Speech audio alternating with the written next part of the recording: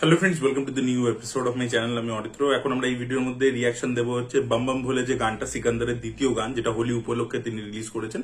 তো সেই গানটা চলে এসছে, তো সেটা রিয়াকশন দেবো। গানটা খুবই ছোট করা হয়েছে, ঠিক আছে, 2 মিনিটের থেকেও কম রান টাইম আর কি গানটা রাখা হয়েছে।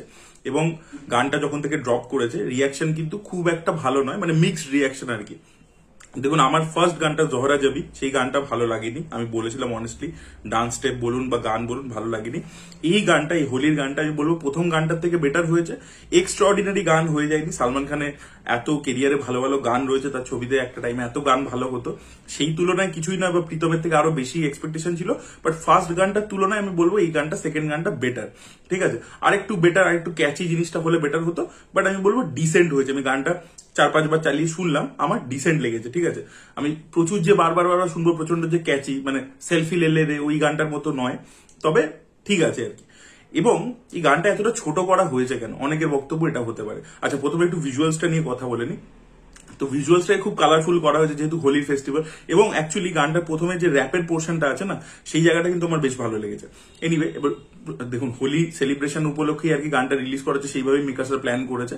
তো সেই জন্য প্রচন্ড কালারফুল করা হয়েছে, জিনিসটাকে প্রচন্ড কালারফুল রাখা হয়েছে, সেটা ভালো লাগছে। এবং গ্র্যান্ডার তো থাকবে, সালমান খানের ছবি মানে খরচা করা হয়, বাজেট আছে, প্রচুর ডান্সার ইত্যাদি নিয়ে শুট করা হয়েছে, এবং হোয়াইট শর্টস আমরা দেখতে পাচ্ছি। সালমান খানের স্টেপস গুলো একটু যদি ভালো হতো তাহলে বেটার হতো। সালমান খান যেখান থেকে, মানে ধরুন এই যে ব্যাক শটে যখন আবিরের মাঝখান দিয়ে হেঁটে ঢুকছে, সেখানে ব্যাক শট থেকে দেখতে খুব ভালো লাগে, কিন্তু সালমান যখন সামনে ঢুকছে, ফেসের যে ক্লোজ আপটা আমরা যখন দেখতে পাচ্ছি, কিরম যেন একটু টায়ার্ড লাগছে। এখনো আমি ওই কথাটা কমপ্লেন করবো, অনেকের হয়তো প্রবলেম থাকবে, সালমানের ফ্যান্সরা রেগে যাবে, বাট এটা কিন্তু ফ্যাক্ট। আমিও সালমান খানের ফ্যান হয়েই বলছি যে কিরকম একটা টায়ার্ডনেস কিন্তু এই প্রথম শটটা যখন হেঁটে আসছে, যেন একটা কেরকম মুখটা। এবার দেখুন, এটা একটা হতে পারে যে ক্যারেক্টারের প্রয়োজন, হয়তো সিনেমার গল্পের এরকম কারণের জন্যই হয়েছে, সেটার মধ্যে আমি পরবর্তীতে আসছি। এবং সালমান খানের স্টেপটা একটু যদি ক্যাচি থাকতো, মানে আজকে ধরুন এই যে ঢিঙ্কা চিকার যে স্টেপটা, সেই স্টেপটা তো খুব একটা কঠিন স্টেপ নয়, কিন্তু সেই স্টেপটা খুব ক্যাচি স্টেপ, মানে দেখতে খুব ভালো লাগে আর কি। তো সেরকম যদি একটু কিছু ক্যাচি টিউনও হতো, এবং যদি স্টেপটাও একটু ক্যাচি হতো, যেটা আর কি, যেটার উপর রিলস ইত্যাদি হবে, সেটা কিন্তু আমার মনে হয়নি। আজকাল তো গান হিট হওয়া মানে রিলসে হিট হতে হবে, তো সেখানে স্টেপস গুলো আর কি খুব একটা ক্যাচি নয়। তো সালমান খানের সিগনেচার স্টেপটা যদি একটু ক্যাচি দিত, তাহলে সেটা হতো। তো choreography stand of point of view থেকে আমি বলবো যে ওকে ওকে হয়েছে, মানে খুব একটা ভালো লাগেনি আর কি, সিরিয়াসলি। এবার আমি যদি গল্পের সাথে গানটার কি লিঙ্ক আছে সেটার মধ্যে চলে আসি, এই গানটা কিন্তু একটা সেট পিস নয়, মানে এটা গল্পের পার্ট কিন্তু। তাই জন্য মেকার্সরা বেশি কিছু রিভিল করেনি।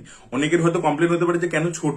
মেকার্সদের উচিত ছিল হচ্ছে যে তারা গল্পটাকে লুকিয়ে রাখতে চাইছে। দেখবেন সাউথ ইন্ডিয়ান ছবির ক্ষেত্রে এটা এরকম স্ট্র্যাটেজি থাকে ওদের, তামিল তেলেগু সিনেমা, যে ওরা গল্পটা ট্রেলার লেভেলে রিভিল করে না, ওরা সিনেমাতে আপনাকে যেতেই হবে ছবিটা দেখতে। তো সেই ব্যাপারটা এখানেও মুরগাটাস মেনটেন করছে। এবং যেহেতু এই গানটা গল্পের পার্ট, তো তাই জন্য কিন্তু গানটাকে বেশি করে দেখানো হয়নি, কারণ তারা গল্পটাকে লুকিয়ে রাখতে চাইছে। বাট সেই মানে যখন সেটাই তাদের প্ল্যান্স ছিল, তো তখন তাদের লিরিক্যাল ভিডিওর দিকে যাওয়া উচিত ছিল। যে কিছুটা দেখালো যে সালমান খান ডান্স করছে, বাট বাকিটা কিন্তু লিরিক্যাল ভিডিও হিসেবে দেখাতে পারতো, তাহলে আমার মনে হয় বেটার হতো। যে পুরো গানটাও লোকে পেয়ে যেত, এবং গল্পটা সম্পর্কে তাদের আইডিয়াও পেত না। এটা একটা বেটার অ্যাপ্রোচ হতো। এনিওয়ে, এবার গল্পের সাথে কিভাবে কানেক্টেড, সব থেকে প্রথমে আমি যেটা আপনারা জানি না নোটিস করেছেন কিনা, আমার মনে হচ্ছে এই ছবির মধ্যে কিন্তু রশ্মিকা মান্দানা মারা যাবে। ইয়েস, রশ্মিকা মান্দানাকে কিন্তু এই গানের মধ্যে যে আমরা দেখতে পাচ্ছি, এটা কিন্তু সালমান খান ইমাজিন করছে। ইয়েস, তার কারণ হচ্ছে, আপনি যদি দেখেন এই যে পুরো ব্যাকগ্রাউন্ডটা আছে, সেই ব্যাকগ্রাউন্ডে যারা ডান্স করছে বা সালমান খান, তারা প্রত্যেক কালারফুল কস্টিউম পরে আছে, রশ্মিকা মান্দানা একমাত্র হোয়াইট পরে আছে। এবার আপনারা দেখবেন, এটা সচরাচর একটা সিনেমার টেকনিক হয় যে কোনো ক্যারেক্টার ধরুন মরে গেছে এবং তাকে ইমাজিন করছে আমাদের হিরোর ক্যারেক্টার। ধরুন মহব্বতেতে শাহরুখ খান বারবার ঐশ্বরিয়া রায়কে ইমাজিন করে, এবার দেখবেন ঐশ্বরিয়া রায় সবসময় হোয়াইট ড্রেস পরেই আসে। তো ওইভাবেই আর কি এটা রিপ্রেজেন্টেশন হয়। তো সেই দিক থেকে আর কি আমরা ভেবে দেখছি যে হিন্দি সিনেমার লজিক বা কমার্শিয়াল ছবির যে লজিক, তো সেইখানে আমার মনে হচ্ছে যে রশ্মিকা দেখবেন পরে এন্ট্রি করছে আর কি। তো রশ্মিকার ক্যারেক্টারটা হয়তো সিনেমাতে কোনো একটা পয়েন্টে মারা যেতে পারে, এবং সালমান খান তাকে এই গানটা যখন মানে গাইছে তখন আর কি ইমাজিন করছে, ঠিক আছে। এটা একটা। সেকেন্ড হচ্ছে, এই গানটার মধ্যে আমরা কাজল আগরওয়ালকে কিন্তু দেখতে পাচ্ছি, এবং তার সাথে একটা ফ্যামিলিও রয়েছে। এবার কাজল আগরওয়াল এই সিনেমার মধ্যে থাকতে চলেছে, এই আপডেটটা আপনাদেরকে আগে দিয়েছিলাম। এবার মনে হচ্ছে এই ক্যারেক্টারটা সালমান খানের বোন। ইয়েস, আমার মনে হচ্ছে কাজল আগরওয়াল কিন্তু এই সিনেমাতে সালমান খানের অপোজিটে কোনো লাভ ইন্টারেস্ট নয়, সে কিন্তু বোন। এবং এই পার্টিকুলারলি আপনি যদি কাজল আগরওয়ালকে দেখেন গানটার মধ্যে, ও কিন্তু মঙ্গলসূত্র পরে আছে, মানে ওর বিয়ে হয়ে গেছে, এটা কোনো ব্রাহ্মণ ফ্যামিলিতে বিয়ে হয়েছে। এবার যেটা আমার মনে হচ্ছে যে এখানে উপর লেভেলে তো মনে হচ্ছে যে সালমান খান নিজের টিম নিয়ে এসছে, ওর একটা রাজবাড়ি ফ্যামিলি থেকে বিলং করে, কারণ রাজা সাহেব বলে মানে দেখবেন টিজারে বলছিল যে মেরে দাদাজি ने नाम दिया था संजय, दादी माँ ने नाम दिया था सिकंदर और मेरे जो लोग है वो कहते हैं मुझे राजा साहब। তো একটা কোনো বড় লোক ফ্যামিলি থেকে বিলং করে, যেখানে ওর বোন হচ্ছে কাজল আগরওয়াল, ভাই বোনের মধ্যে খুব ভালো সম্পর্ক ছিল এবং সালমান খান হয়তো বিদেশে ছিল, এই ক্যারেক্টারটা কিন্তু বিদেশে ছিল এবং কাজল আগরওয়াল কিন্তু কোনো একটা কারণে কোনো একটা ব্রাহ্মণ ফ্যামিলিতে বিয়ে করে এবং গরিব ফ্যামিলিতে বিয়ে করে চলে গেছে এবং তাই জন্য ওকে বাড়ি থেকে বেদখল করে দিয়েছে।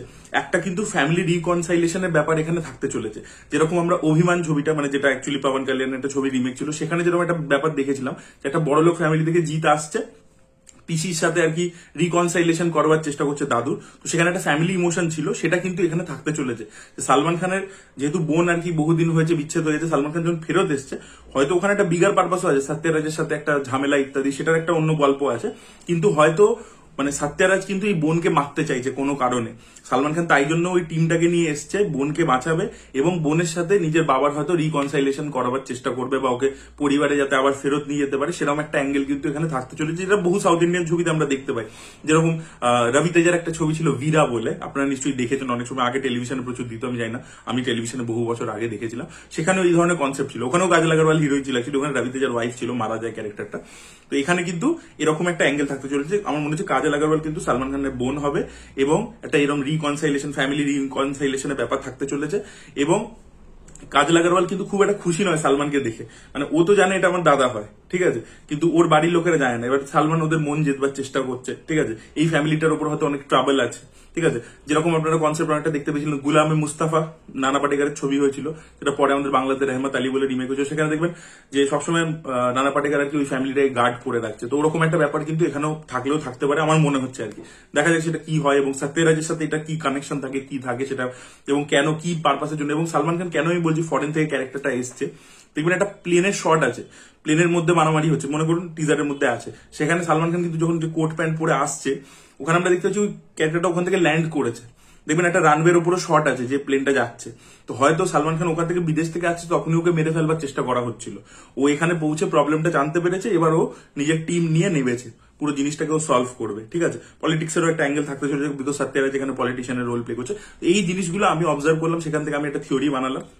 গানটা ওই জন্য গানটা খুব ছোট করা হয়েছে, যেহেতু গল্পের পার্ট, এখানে হয়তো কাজল আগরওয়াল হয়তো পুরো ফ্যামিলির সামনে হয়তো সালমান খানকে চড় মেরে দিল যে তুমি কেন এসে ইন্টারফেয়ার করছো, আমাদের প্রবলেম আমরা বুঝে নেবো, সেই ব্যাপারগুলো আর কি প্লট পয়েন্টগুলো রিভিল করতে চাইছে না। এবার রশ্মিকা মান্দানা নাকি বেঁচে আছে নাকি বেঁচে নেই, সে কেন মারা গেছে, আদেও মারা গেছে কিনা, বা হয়তো ওই পজিশনে পার্টিকুলারলি ওই পজিশনটাতে হয়তো রশ্মিকা মান্দানা নেই, তাকে হয়তো সেই সময় ইমাজিন করছে, হয়তো মারা যায়নি ক্যারেক্টারটা, বাট সেই সময় আর কি নেই, এরকমও হতে পারে। লেটস সি কি হয়। মুরগোডাসের ছবিতে কিন্তু হিরোইন মারা যায়, এটা কিন্তু একটা কমন মানে মুরগোডাস ইউজ করে আর কি এই ট্রোপটা।